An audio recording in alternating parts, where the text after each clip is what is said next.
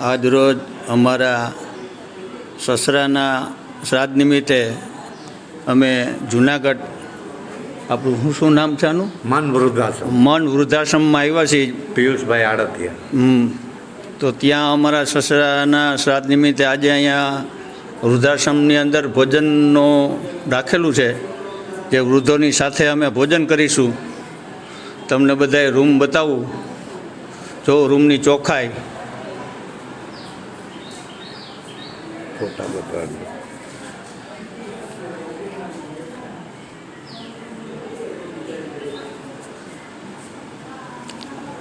આપ સૌને ઈચ્છા થાય તો અહીં વૃદ્ધોને તમે જમાડી શકો છો, આવીને પુણ્ય કાર્ય કરી શકો છો.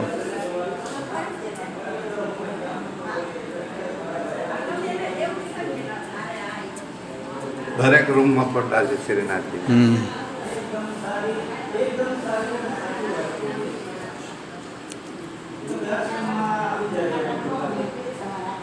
જો રૂમની ચોખ્ખાઈ. આશ્રમ છે, ફોટો લઈ ગયો સાહેબ. હે? બાપાજીનો. હા, જે લોકોએ પોતાના ખર્ચે બનાવેલો છે એ લોકોનો તમને ફોટા બતાવું. કોઈનું દાન લીધેલ નથી. અત્યારે કેટલા કરશે દાદા અહીંયા? 20 બધા છે. હા, 20 વૃદ્ધો રહેતા હશે. હવે અહીંયા પ્રાર્થના રૂમ છે, અથવા કોઈ લોકોને ધાર્મિક જોવું હોય તો ટીવીની અંદર ધાર્મિક સિરિયલો બતાવે.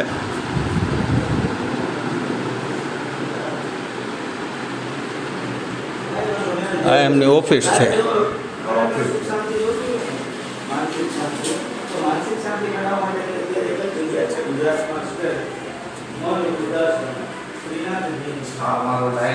આ એમનું રસોડું.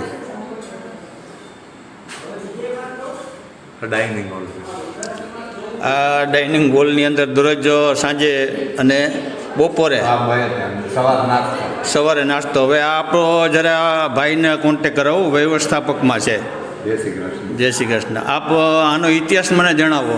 આ આશ્રમ છે ને સાહેબ, અમારો એક માલિકીનો છે. કોઈ પણનું દાન લીધા વગર આશ્રમ બનાવેલ છે. અને અહીંયા કોઈ વૃદ્ધોની ફી લેવામાં નથી આવતી અમારા આશ્રમમાં. અને બધો પૌષ્ટિક ખોરાક ખવડાવવાનો. સવારના નાસ્તો હોય, ગાંઠિયા, મતલબ 2-3 જાતના ગાંઠિયા, મમરા, પરોઠા, થેપલા, ભાખરી, આવું બધું નાસ્તામાં આપવામાં આવે છે. બપોરે દાળ ભાત, શાક, રોટલી, સંભારો, પાપડ એવું હોય, છાશ. અને તમે વાર્ષિક એક વખત તમે આમાં આ લોકોને પ્રવાસે કરાવો છો ને? દર્શન અમારે બધાને એક બસ ભરી અને જાત્રા કરાવે, ફ્રી ઓફ ચાર્જ, કોઈ જાતનો પૈસો નહીં લેવાનો. અહીંયા કોઈને દાન પૂન કરવું હોય તો કરી શકે છે. દાન લેવામાં કોઈ દિવસ પાપ નથી. અને આ ક્યાં આવ્યું છે આ સ્થળ? ખલીલપુર ચોકડી કયો ને એટલે આવે.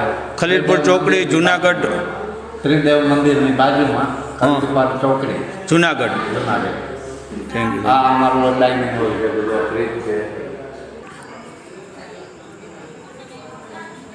અમારા સસરાના શ્રાદ્ધ નિમિત્તે આજે અમે આ વૃદ્ધો સાથે ભોજન લેવાના છીએ. આપ સૌને કોઈને અહીંયા ભોજન લેવું હોય અથવા દાન કરવું હોય તો આપ કરી શકો છો. જુનાગઢ ખલીલપુર ચોકડી પાસે ત્રિમંદિરની બાજુમાં આવેલું છે. 18 થી 20 વૃદ્ધો રહેતા હશે. બહારનું ગાર્ડન, આ સંડાસ છે, સંડાસ બાથરૂમ છે. અહીંયા વોશિંગ મશીન. આ બહારનું એનું ગ્રાઉન્ડ છે.